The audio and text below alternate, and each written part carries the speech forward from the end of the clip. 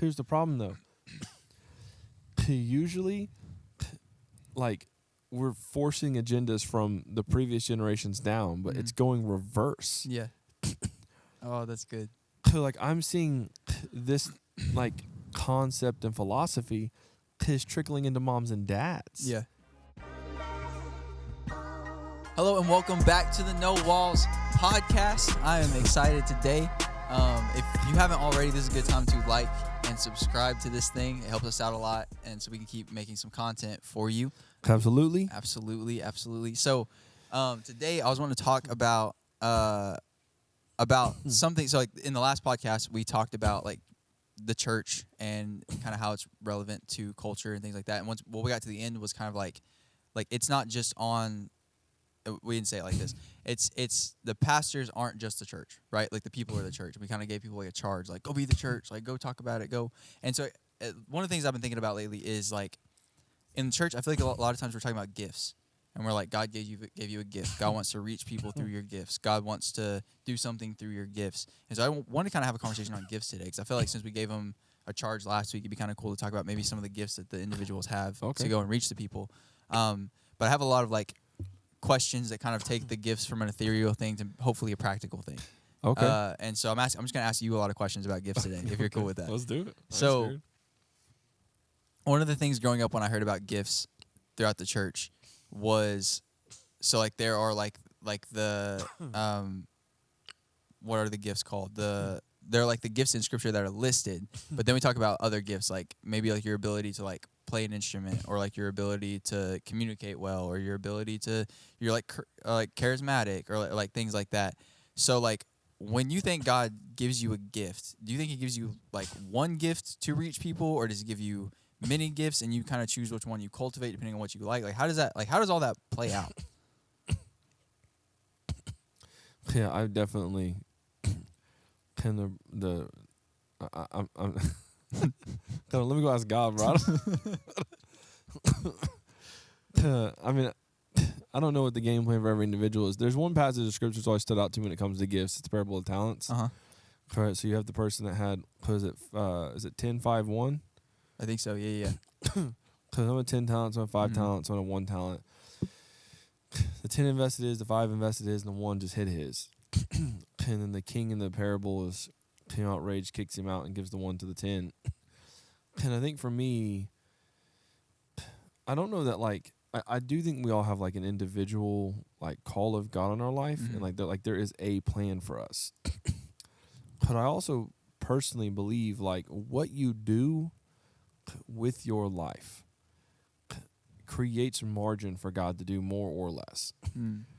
Right? Like I think it's God's desire that he would change the world through every individual. I just think there are a few individuals that are crazy enough to believe him. Yeah. So in the process of you being who God's called you to be, there are opportunities along the way to maybe add a new tool to the tool belt, if you will. And what you do with those moments of growth, of tension or of fear, will create for you the opportunity to grow, develop, or sharpen, your gifts. For example, you were a really good drummer when I met you. Right, so you got to switch. You started drumming, and you started playing drums in our student ministry. And you were really, really good at it. And the reason you're really, really good at that is because you put a lot of time and work, energy to sharpen that tool, right? And then there came a moment for you to become good at something else. Yeah. And then you were faced with an opportunity to decide, do I stick to the gift I have? Yeah. Or do I open myself up for a new one? Right. You're still a good drummer, right? Yeah. But now you're doing a podcast. Yeah. Who just preached last Wednesday. Yeah. I think for me, I don't know that there's like, and maybe there is, like I said, I don't know. Like I'm not, scripture doesn't exactly say the process of God making humans. It doesn't really mark that out. It says you're fearfully, wonderfully made. Like it's about all we get. Like he made you on purpose with a purpose. That's about all the data. I don't know if there's a conveyor belt in heaven. He starts grabbing arms from this bin and legs from that bin. He starts piecing you together like Legos. I don't know how God creates human beings. Like I don't know what the process up there is. Here's what I do know. Is God never leaves a person hungry. That's good. If you want to change the world, God will do it through you. Yeah. The issue is most of us stop too early. Yeah. Or we never start. Yeah. And so for you, using you as the illustration, you could have just been the world's greatest drummer. Mm-hmm. You decided that you thought there was a chance. While God wanted to use you as a drummer, maybe he wanted to do more things. Mm-hmm. It's not even to say that drumming wasn't a beautiful call. Yeah. Because it's just like maybe he didn't want me to just be a drummer. Yeah. Maybe he wanted to become a great communicator. And who knows? Maybe that thing goes full circle. Yeah. Maybe fast forward 10, 15 years, and you're right back on the set. Yeah.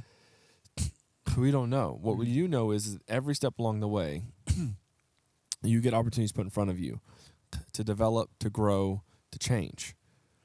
When you're faced with them, I personally believe your response to those things will send you one way or the other. Mm-hmm.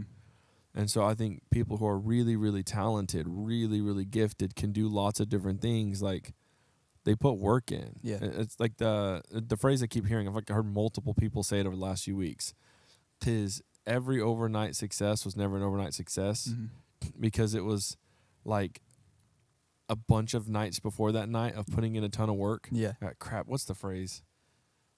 I can't think of the phrase. Yeah, There's a either, phrase but I know for what you're that. talking about. Yeah. But it's like there's not really overnight successes. There's just a lot of people working night in, night out, night in so that they could be an overnight success. Yeah. There were things done in the dark before they were ever able to be the quote-unquote overnight success. So how does God give out the gifts? Right. I don't know. Yeah. I don't know how literal that parable is. Mm-hmm. So you could say, well, some are going to be born with 10. Mm-hmm. Some will be born with 5. Some will be born with 1. What I fundamentally believe is whether or not you start with 1, 5, or 10, it doesn't have to be the last number. Yeah. Yeah, that's good. Because the 10 gets return on their investment, the 5 gets return on their investment, the 1 would have got return on his investment had he invested it. Chose not to. So for me, whether I'm the 5, whether I'm the 10, or I'm some other number in between there, I just don't want to be the 1. Right. You know what I'm saying? I don't know how this thing plays out. I don't know where it goes. I don't know what's going to happen. But I do know that I'm going to try my hardest that when I'm faced with an opportunity to add a new gift set, to learn a new skill, or to sharpen ones I already have, I don't want to punk out. Yeah. I want to lean in so that what God wants to do in me next, I'm ready to be able to do. Yeah, that's good. That's good. One of the things I feel like I've been noticing lately with like in our student ministry is, and maybe I don't know if it's a generational thing. I guess it's the people in our student ministry. I don't know if they're a generation under me. I don't know exactly how that works, but like they're younger than me at least. No one knows what a generation is. Yeah, yeah, that's fair. If you type in how long is a generation, he'll get 4 different answers. Yeah, that's fair. Yeah, I'm always trying to figure out like who's a millennial, who's Gen Z. It's 20 to 40 years, somewhere in there. Something like that. Yeah.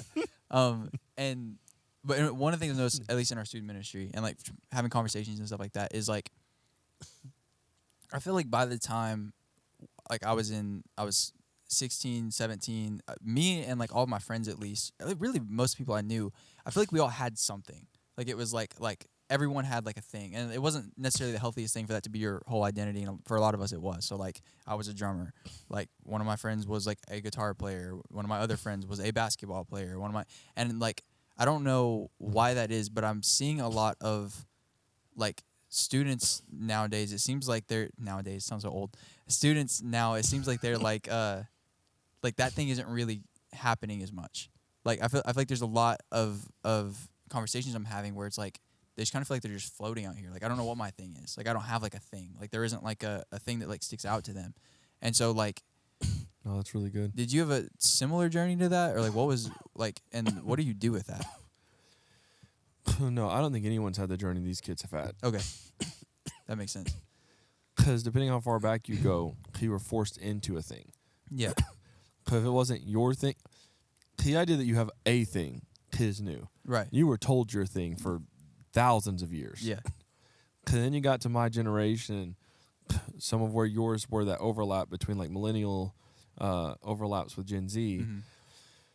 And you were told like you had a thing. Mm-hmm. So you got to go find your thing. What's your talent? Put your input. And then you get to this generation and the one coming up behind it. And it's the message, you can be anything. Yeah. But when you can be anything, you're nothing. Right. Yeah. That's the problem. Yeah.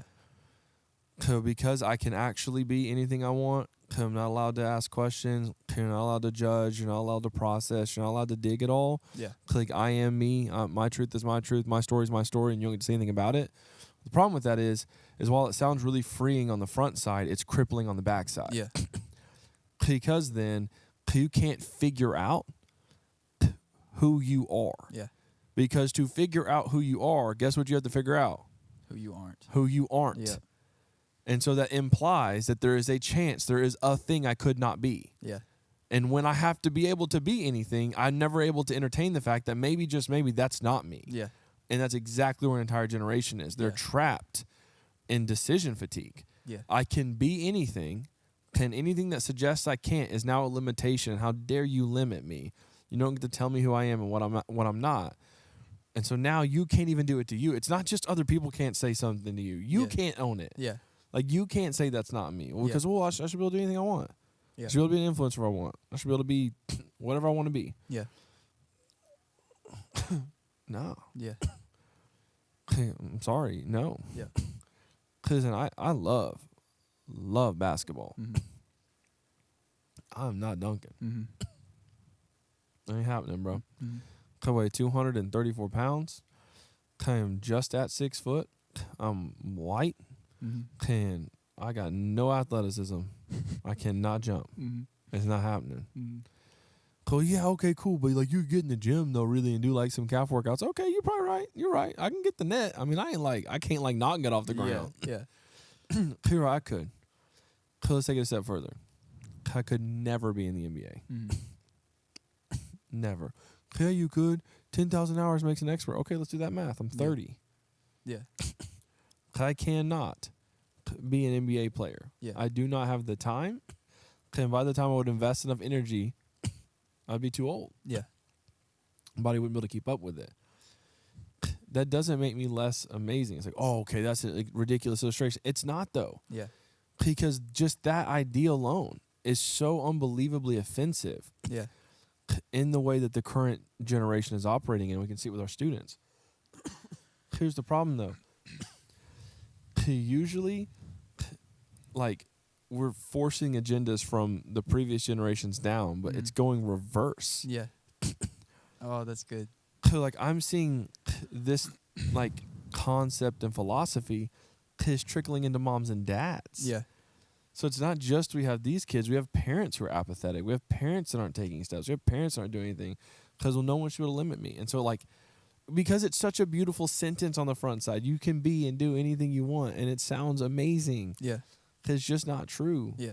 The only person that gets to decide how something is supposed to work is the creator. Yeah. So if you're a person of faith, I'm sorry. Yeah. You can't be whatever you want. You can be what God called you to be. Yeah. And you can choose to spend your life trying to be a round peg. Yeah. But if God called you to be a square one, you're never going in the round hole. Yeah. Here's what's wild, though. Because it's the best decision you could ever make. Yeah. It's so freeing. Yeah. It's so life-giving. There's so much joy. There's so much hope. There's purpose. There's life inside of it. And it's like, no one can put limitation. Every healthy thing that grows has seasons, has limitations, has things that like hold them in. I grow tomatoes during the summer or during the spring. They have a cage around them. Why? Well, because they need something to hold them in place so that they can grow the proper way. Could they grow any way they want? Absolutely. Yeah. But I'm going to get less tomatoes. Yep. Yep. They can grow however it wants. You are so right. I could just cut that thing loose and just water it and let it be. And it would grow some fruit. Yeah. But it wouldn't be the best fruit. Yeah. And my deepest belief is that God wants the best fruit out of your life. And so when he made you with a purpose. And the problem is you're trying to tell the creator what your purpose is. Yeah. Doesn't work that way. Yeah. And so, yeah, you have a lot of generation who are just kind of crippled by the fact that they can be anything, that they don't have any filters to figure out, how do I know when something's not me? Yeah. Yeah, that's good. It kind of reminds me of, there's like when I was like 16, I was watching so much Jordan Peterson because he was putting his like lectures online at the time, and they were really good. And I remember he had a whole thing about Peter Pan, and like Peter Pan and Neverland, like that whole story. And he's talking about how like that story is speaking to like when you're a kid, you are nothing but potential, which sounds like a really cool thing. But whenever you are 35 and you are still nothing but potential, then you're in a bad spot. That's and good. like he's like his whole take on it was like Peter Pan is the kid that didn't want to grow up, so he went to Neverland where he doesn't have to grow up. He's nothing but potential. Anyways, that whole thing was really dope. But it really does have me thinking like there are a lot of there's a lot of people who are scared to focus in on one thing because of all the limitations that it puts on you. Like if for me to be a better communicator, I had to drop playing drums for at least a season, right? And while that is scary, it's also like I'm never going to get better at this thing if I don't put some limitations on other things. And what was cool though was I had you to like kind of call some of those things out of me, like, hey man, like I feel like well actually I was like 19 and I was like, hey, would you want to do a podcast? And for some reason you said yes, which is crazy. You have a family and wife and kids, and you were willing to take time out of your day to do a podcast with me, which is like I'm not that busy. The dopest thing. Well, still, it's still the dopest thing ever. But like, so I had you there to like call those gifts out of me and like help me cultivate those things. So like, what do you do whenever you're in that spot though where like everything feels like ambiguous? Like I don't know what to do. I don't know how to put limitations on what I am and what I am not. Yeah, it's hard, right? Because it's decision fatigue, right? Like, so I proposed to my wife at a restaurant called the Cheesecake Factory. And the Cheesecake Factory is famous for like lots of things, but the one thing that universally like it's known for is the menu. It's like 100-something items. It's outrageous. Like I can't even imagine. Like, I guess it has nothing to do with the point, but like I can't even imagine being like a waiter at Cheesecake Factory and trying to figure out how to even memorize like half of that thing. It's like, what is happening? I'm like I'm memorizing the dictionary. So when you go to Cheesecake Factory, there's such a decision fatigue. Like it really is wild. Like, it's like, like you almost have to just decide what your thing you get at Cheesecake Factory and just get every time. Yeah. Because the second you want to go exploring again, you have like an immediate headache. Yeah. And you're going through like all the genres, like Italian, American, like Mexican, like it's all there. Yeah, it's wild. Imagine being 14 years old and the Cheesecake Factory menu is on your phone every time you open it. And that's what our kids are facing. It's easy to get that old head energy. You start beating up on a generation for like blah blah. It's like, bro, everyone would have been the same spot. Like it's like, wow, I can't believe blah blah blah. It's like, dog, you have no idea. Yeah. Like when you are trying to be formed, like the season of your life where you're trying to make sense of who you are being told you can be anything. Yeah. And you are being given opportunity after opportunity, option after option, thing after thing, genre after genre. And there's always a new one. There's like it never ends. Like it's this endless like cycle of things that, and it's like, how do I make sense of that? I think it's really, really hard. So for the person who's stuck in that cycle, I mean, I genuinely believe like the first step is you've got to get to know the one that made you. Yeah. It's not just words. Like it's not like I don't really get it. Like we're not really getting any. Like there's no money from this. Right. I'm not paid to be the No Walls podcast like forever guest. Yeah.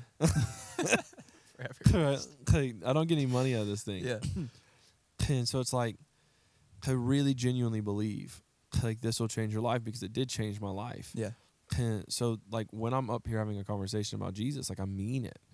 Like I genuinely think the greatest thing you'll ever do with your life is get to know the person that made you, and I believe that's Jesus. And when you get to that process, whatever that journey looks like, it starts to wake things up on the inside of you. Yeah.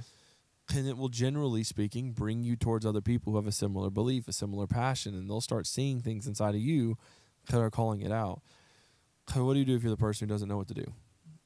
Okay, well, I would argue get to Jesus. Yeah.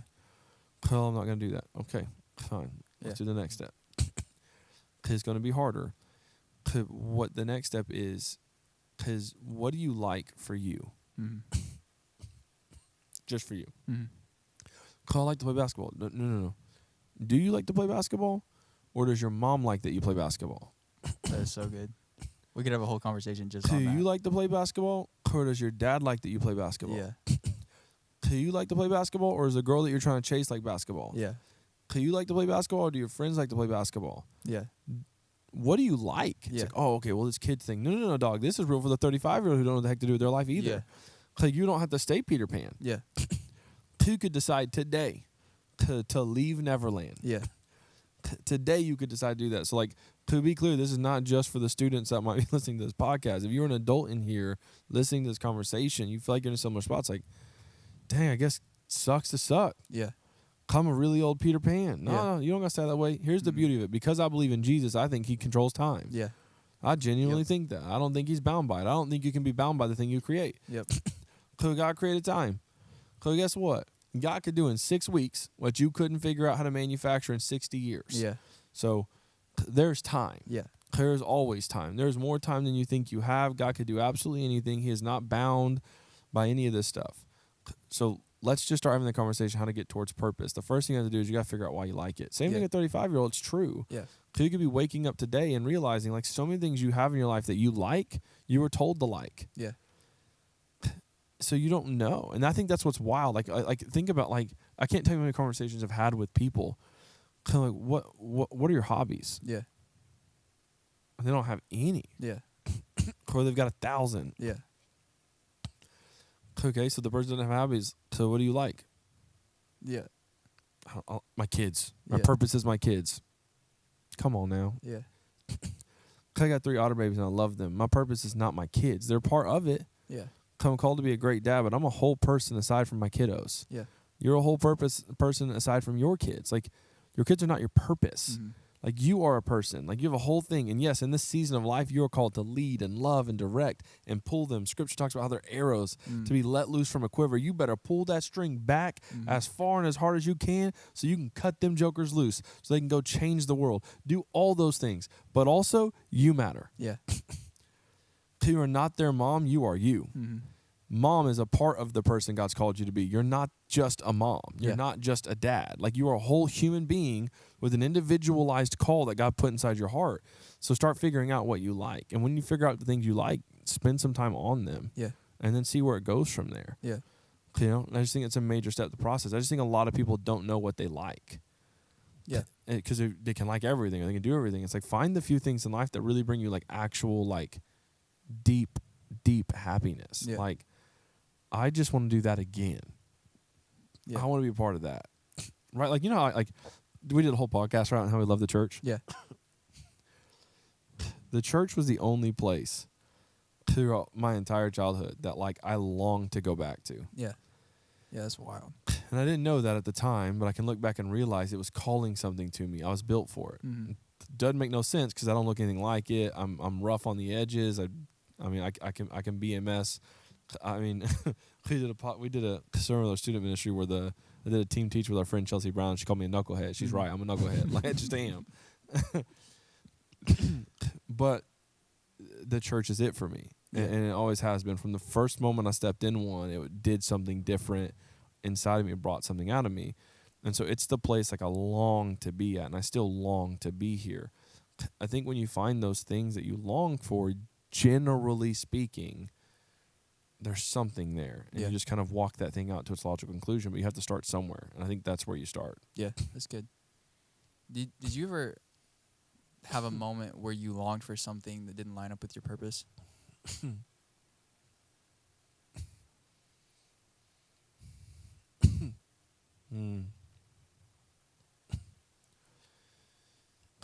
That's a good question. Yeah, I think so.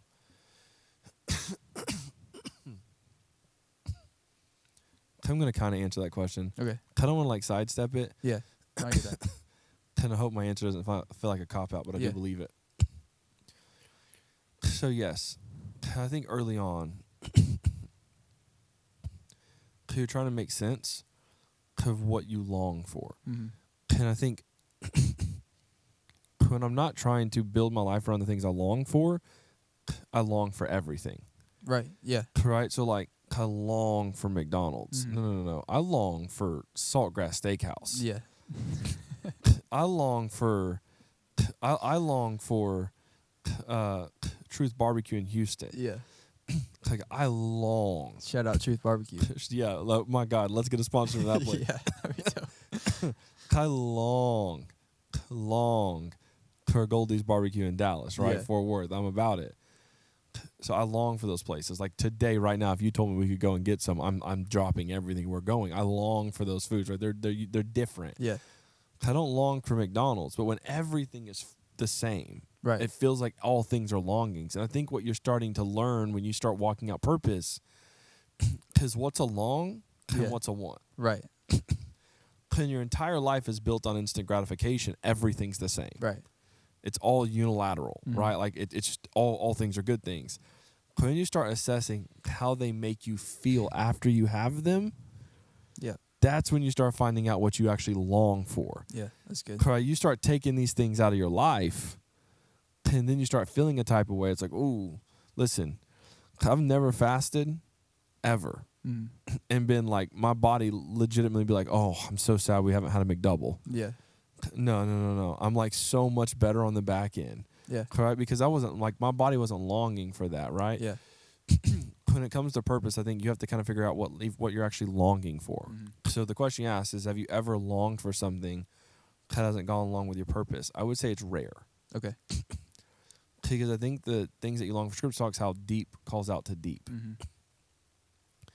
There's something inside of you that God put there, and it is drawn to the things that echo with it. Mm. So when I'm in a great church experience, it does something different for me Yeah. than just the average person who attends church. Yeah. It doesn't mean the average person who attends church is missing something. Right. It means there's something deep in me that resonates with a space like that. Yeah. With what it took to build that. Like Yeah. I long for the church. Yeah. I long for the community. I long for the worship. I long for the moments. Like it's this deep, deep desire. What I have seen is there are things that I longed for that I couldn't do for a season. Mm. That's good. And it felt like I was longing for the wrong thing, but really I needed to figure out. So it felt like I was longing for something that didn't fit the call, Mm-hmm. but it wasn't the case. There was something I was working out in me Mm-hmm. so that I could long for the right part of it. Mm-hmm. So for example, I spent 3 years, 3.5 years student pastoring at a church where we got to TheBrick, and it was horrific. Mm-hmm. Terrible meltdown. Absolutely everything that could go wrong went wrong. It was a hot mess. Mm-hmm. And I got to TheBrick, and I thought I longed to preach. Mm-hmm. I did. Like, I longed for it. Mm-hmm. And so when I got here, there was like we were doing video teaching. There's Right. like no one was preaching. It wasn't even like Jared wanted the mic all the time. Like he Yeah. wasn't even preaching. Like there's no preaching happening. I was like, this sucks. This Yeah. is the worst. I'm so butthurt. I'm so frustrated. I'm so angry. This is silly. And then it shifted. Like I guess this wasn't meant to do it, right? Like that's the conversation you start having. I needed to realize that initial longing, it wasn't to preach, it was to be seen. Mm. Yep. I wanted to be the person with the mic. Mm. I wanted to be celebrated. I wanted to be the one that God was using. And those 2 years of being on host team and leading host team taught me that the most beautiful part of ministry isn't being the one with the mic. Mm. It's helping other people find their voice. Yeah. Because being the person who's creating a path so someone else can run. So I realized I was longing for the church, Mm. longing for Jesus. I was longing to see people grow. And what's wild, though, is now I'm preaching. Yeah. And so early on, what felt like I was longing for the wrong thing actually wound up finding its way back to me. And I would say oftentimes in the process of becoming the person God's called you to be, Mm. he asks you to lay things aside. Mm. And what it feels like is we're giving up on things. But it's not really how God works. Mm. Because that desire was in your heart, there is a very good chance that if you will just keep taking the steps, if you will trust the plan, if you will take the risk, if you'll grow, man, it almost always seems like it finds you. Yeah. Like, and there are things even now that I long to do. Mm. that I can't do right now. Yeah. But I have a feeling that maybe it's just not time yet. Yeah. Maybe those dreams that I have aren't dead. Yeah.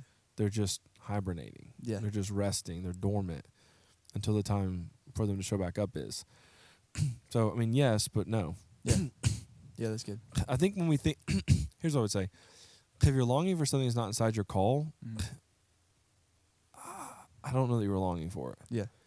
I think something's usually off. Yeah. Misinterpretation of it, or it'll probably find its way back to you once you get whatever you needed to work out for it. Yeah. Yeah, that makes sense. Like the internal compass that God kind of put in you will kind of work that out whenever you start doing the 100%. things that you're called to do. Yeah, that makes sense. That's what's kind of wild is like when I look back at like my journey and kind of like how I went from like being a drummer to preaching last night, which is like it's still insane. Like every time I think about that, it's like there was no way. Like that was not a thought that crossed my mind when I was playing drums whenever I was like 17, 18. Yeah. And it's like when I got to look back, I can actually see the moments where I was longing for the thing that preaching was doing. And it wasn't preaching, but like, man, I was obsessed with communication at a pretty young age. Like just like, and it wasn't the communication. It You were wasn't listening to like freaking psychologists. Yeah, exactly. When you were in high school. Yeah, and like even before that, like just the YouTube videos and stuff I'd watch, and it wasn't that like I was trying to be a better communicator at the time, and it wasn't that I was like obsessed with the communication itself. It was like I was obsessed with seeing people speak things that made me feel like inspired. That made me feel like I was filled with purpose. And then on top of that, it wasn't just that. It was like I was obsessed with having conversations like this. Like, we had so many conversations like this before No Walls even existed. Yeah. And it was like those things woke me up like nothing else. That's really all a sermon is. It's a conversation with a room, right? And so like it was kind of wild to see. I was thinking about it the other day, like kind of connecting the dots. Like, no, that longing was there way before I even identified what it was. And it's crazy how that thing kind of comes around. Here's what's wild about it. The concept of like, because now it feels like we're kind of shifting from like, not just gifts, but like we're talking about dreams now. Yeah. What's wild to me is it feels like I'm sure there's exceptions to rules. So I don't want to like overgeneralize really anything. But it seems like what happens is, because the first stage is like believing that God actually has given you a dream. Yeah. Right? So like, no, I just kind of exist. No, there's a dream. There's a dream, right? So then it's like believing that there is one. Mm. And then it's like, okay, selling out to like, all right, I think I get it. And then the next step is like, can you give it back to God though? Mm. Mm-hmm. And that's what's wild to me. Because when you start walking out what you're built to do, you're going to find success. Yeah. And then it's almost like God lets you get just enough Yeah. to have to decide who got you here. Yeah. And what's wild is, bro, is we'll get so wrapped up in it working, we'll forget we spent years, months, decades sometimes wondering if we had anything to do. Yeah. Till it'll start working and somehow be convinced like we're the ones that got ourselves there. Yeah. Like, can we rewind that clock back a little bit? Let's Yeah. go watch the let's catch that instant replay real fast of like 5 years ago where you had no purpose at all. Yeah.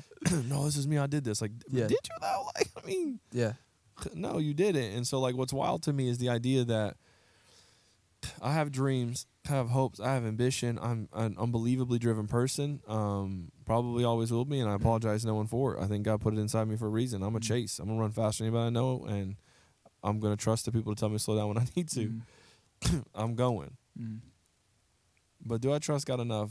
Because if He said, "That's it," Yeah. could I stop? Yeah. Could I go to the next play? Yeah. Kind of think the journey of like walking out what God's called you to do is always trying to figure out like, does God have the dream or do you? And it's wild because it's so subtle when it shifts. And Yeah. every now and then we have to have those moments where we have to pause and reflect like, oh, okay, my bad, God. I missed it. Yeah. It's your dream. It's your call.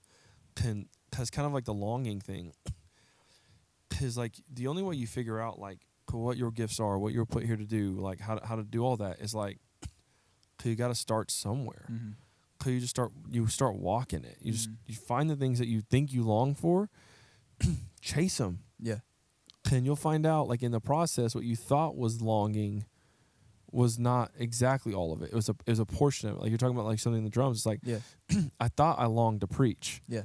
but really I longed to build the church. Yeah. And I thought it was preaching. Preaching was a part of it. Yeah. No, my longing now is to build the kingdom of God. It is Yeah. to build the local church. And that could look like I will go back and be a host team tomorrow. That could look like learning to build stages all over the world. I don't know what it looks like. But, like, I know the thing I long for now Yeah. is to build the local church. At 16, it just started with having a mic. Yeah. And God slowly worked that thing out. And here I am at 30, and I'm like, and here's the thing. I think that's what I long for. Yeah. Yeah. So I could get 6 months into this year and wake up to, like, dang, I still didn't see the whole thing. That was part of it. Yeah. I am to build the church, but maybe, like, it's more 10,000 foot or less 10,000 foot. That's what's wild. Sometimes God tells you to focus the lens. Other times he tells you to widen it. Yeah. And then guess what he's allowed to do? Tell you to focus it again. Yeah. It's like, wait, what? God? No, I could do anything I want. Yeah. He's the creator of the universe. And I feel like, I don't remember where we did this illustration, but I feel like a lot of following God's dream and plans for your life, because it's like you're looking at a picture of a cow. Like, you can see cow in a frame. Yeah. Right?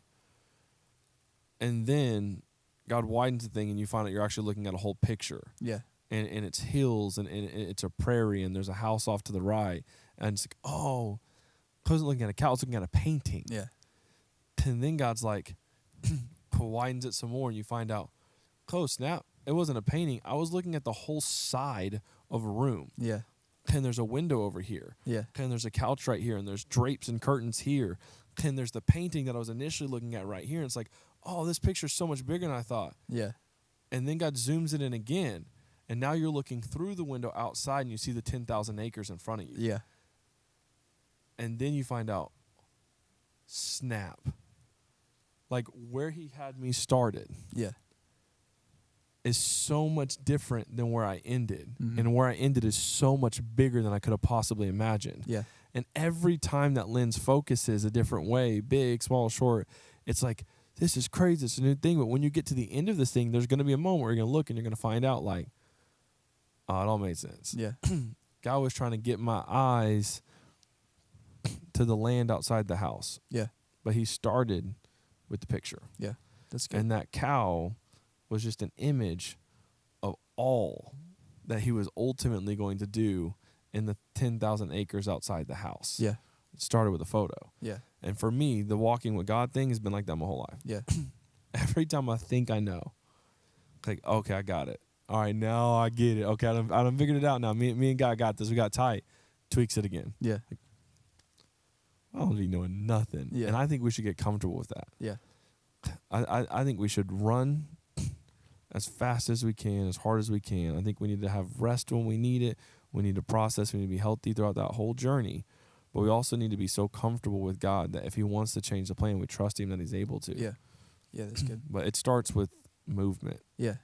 So, with it starting with movement, it's probably the last question I have for today. But, like, so I think a lot of times, like you were saying, like we have like a buffet of things. Like it's like the Cheesecake Factory menu, right? Yeah. And like whenever you start factoring in God's call to that menu, it's like I'm not just picking what I'm gonna eat for dinner. It's like I'm picking what I think God has called me to.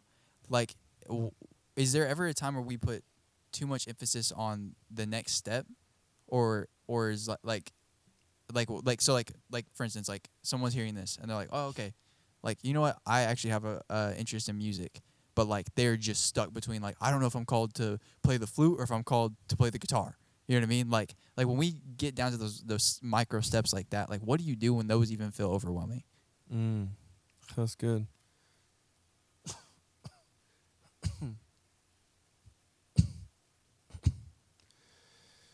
Have you ever eaten something? It was like so good, like really good, until like it wasn't. Mm-hmm. Yeah. Cause like my best illustration of that would be like, Yeah. I love fudge. Mm-hmm. Like, I love fudge, bro. Like one of my favorite things in the world during Christmas is just getting Christmas fudge. Well, I guess they have fudge all the time anyways. Yeah. It's Christmas fudge to me because really the only time I go to Buc-ee's is during Christmas. Yeah. Cause I'll get fudge from Buc-ee's, and it's like my favorite thing in the world. Every time I get like this giant freaking rectangle of fudge. Yeah. Cause I'm like, I'm about to smack this, bro. I'm so excited. I've been waiting a whole year to get this fudge. I'm gonna get that caramel pecan buttercream. Watch me get it. I'm about to eat all the fudge. I'm sure like I got it every time. I'm going to dominate this fudge. Dude, it's like 3 bites. Yeah. I'm like, okay. Tip. That's all I needed. It was so good until it wasn't. Yeah. Here's what I would say with stuff like that. When you're stuck between all these options, if you are lucky enough to clearly be the 10 talent person, right? You're the lady that can do it all. You're the guy that can do it all. Pick one. Yeah. And then go until it's not. There's a phrase we say a lot around here, and it's go until you get a no. Yeah. I think all things are like that. I think there are moments, man, where you're faced with so many different options. Like, what do I do?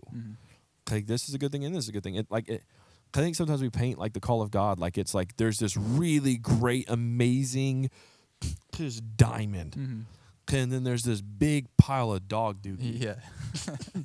Yeah. Which one do I pick? Yeah. Like, well, I picked the call of God. Like, Yeah. oh, okay, yes. If every decision we ever have is like that, rock on. It's Right. clear as day what to pick. It almost never is though. Right. It almost always feels like good and good. Good and good. And if you're coming from a really messy situation, then that's the beauty of coming out of mess. Yeah. Is you know what the mess is. Yeah. But wherever you are on the journey of walking with Jesus, there's going to come a moment where you've done the work, you've processed, you've asked the questions, you've taken the steps, and you've got most of the ick out. And now it's all just like nuanced ick. Yeah. Because it's not super clear. And so you've got 2 good things that you want to go do. What do? You go until you get a no. If you really can't figure it out, if you really don't know which one to do, you know what the answer is not? Don't pick. That's so good. So many of us just don't pick. Yeah. I don't want to get it wrong. Yeah. Like God's not capable of like redirecting your path. Right. Like it's so much harder to make someone move than it is to steer them. Yeah. And so what I would say is just go. Yeah. Ask every question you know to ask. Pray every prayer you know to pray. If you get to the end of that equation and it is 50-50, just go. Yeah. Pick one. Flip a coin. Yeah. Heads or tails. Yeah. Option A, option B. Yeah. That ain't, well, it's just like 3, 5, 6, 7 options. All right, first off, it's 5, 6, 7 options. You aren't asking good enough questions. Narrow those things down. I'll just be clear with you. Yeah. Because like, no, listen, no one's got that many irons in the fire. Yeah. You're just, you need to get over you. Yeah. And just start whittling some stuff away. You don't get to have all of the world. Yeah. Like, no one has that many irons in the fire. Yeah. Like, anyways, it's a whole other tangent. But whittle it down. 2, 3, maybe 4. Yeah. Till you get down as low as you can get. And then till you just go. Because if you don't go, then you're doing absolutely nothing. Yeah. You're not getting any closer to the version of you that you want to be. You're not getting any closer to the plan of God for your life. You're not getting any closer to actually figuring out which one's right. Because you're just stuck at 50. Yeah. Because at some point, you go. Yeah. And what I believe with my whole heart, I believe this. If it's not the thing, God will make sure you know. Yeah. So you go until you get a no. Yeah. And you'll get one, just like that fudge. It's good until it's not. Yeah. You might have some early success, but if you get in this thing, dude, and everything about it's awful. I hate it. Yeah. I don't like it. Yeah. It's not good for me. I dread waking up in the morning. Every time I get on this daggum team, I hate it. Every time I show up to this job, it's miserable. Like, I mean, I'm not saying everything in life is, up and to the right all the time. Right. But, like, at some point, it's clear, all right, I picked the wrong one. Yeah. Recorrect. Yeah. That's good. That's so good. Man, I think it's a good place to end this thing. I Let's appreciate do you it. talking with me today. Appreciate you guys for listening today. We wouldn't be doing this thing if it wasn't for you listening. So like this thing, subscribe. It really helps us out. It really helps us to put more content out for you. We appreciate you listening today. I love you, sir. Thank you for Love talking you, to me brother. today.